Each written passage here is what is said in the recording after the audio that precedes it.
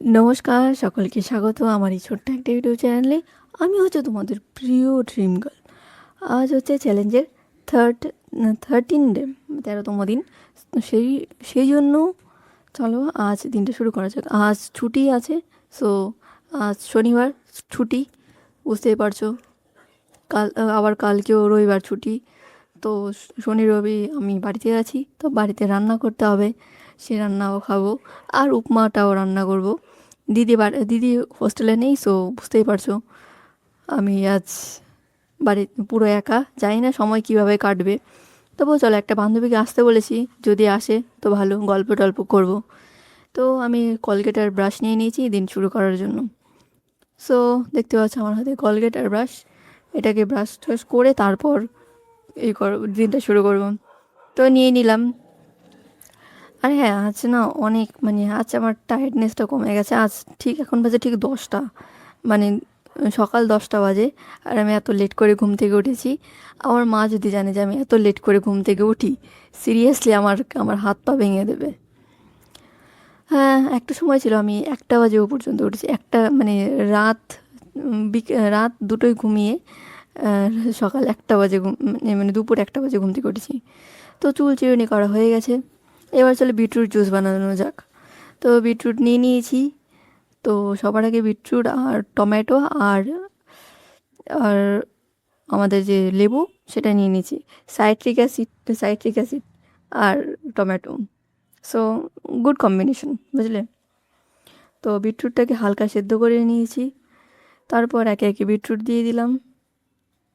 হ্যাঁ, বিটরুটটা দিতে হবে। আর হ্যাঁ, একটা টমেটো দিচ্ছি, কেননা আমার এত টমেটো খেতে খুব একটা ভালো লাগে না।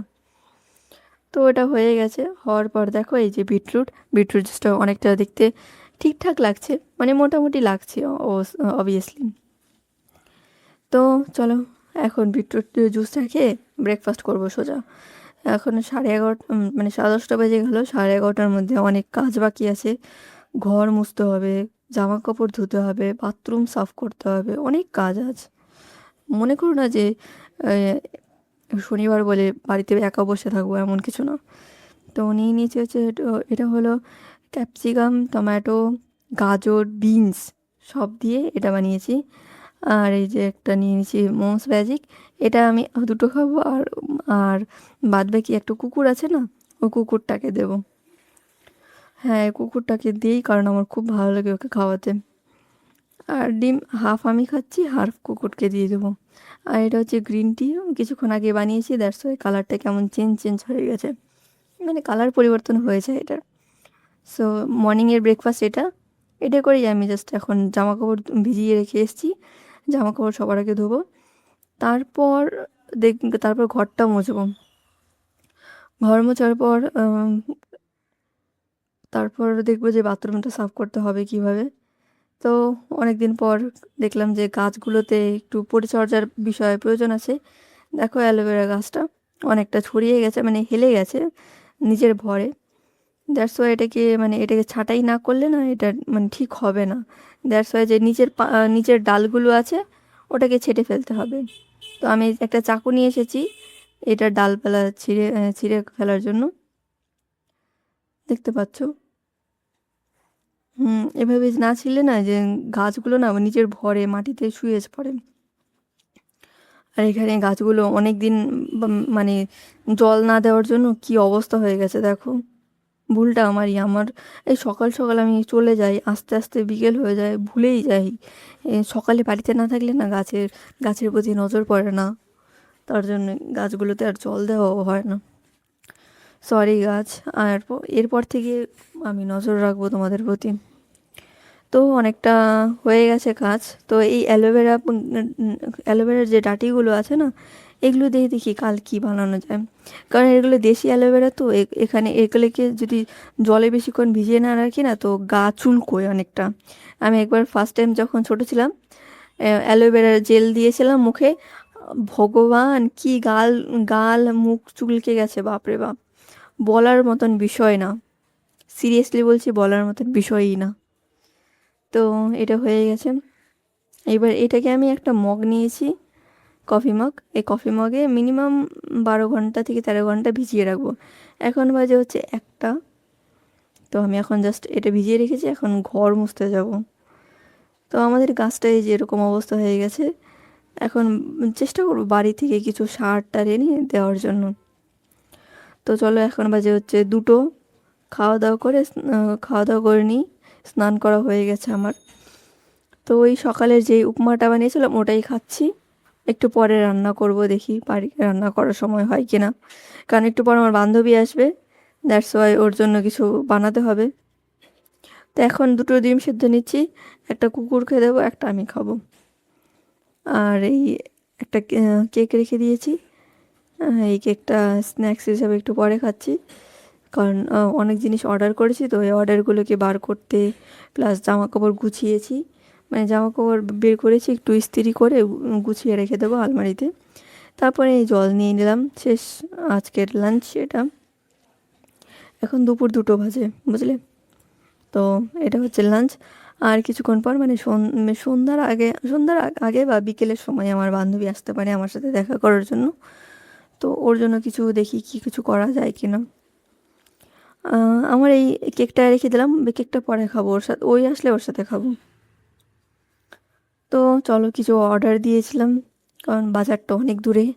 সো বাজারে যেতে আমাদের মানে যদি দিদি যায় তাহলে বাজারে গিয়ে কিছু করা যায়, আর ব্যাগটা যদি ক্যারি করে, কারণ ওখানে না, আমরা যে বাজারে যাই সেই বাজারে না, মানে রিক্সা যাওয়া আসা করাটা অনেক মুশকিল, সিরিয়াসলি অনেক মুশকিল।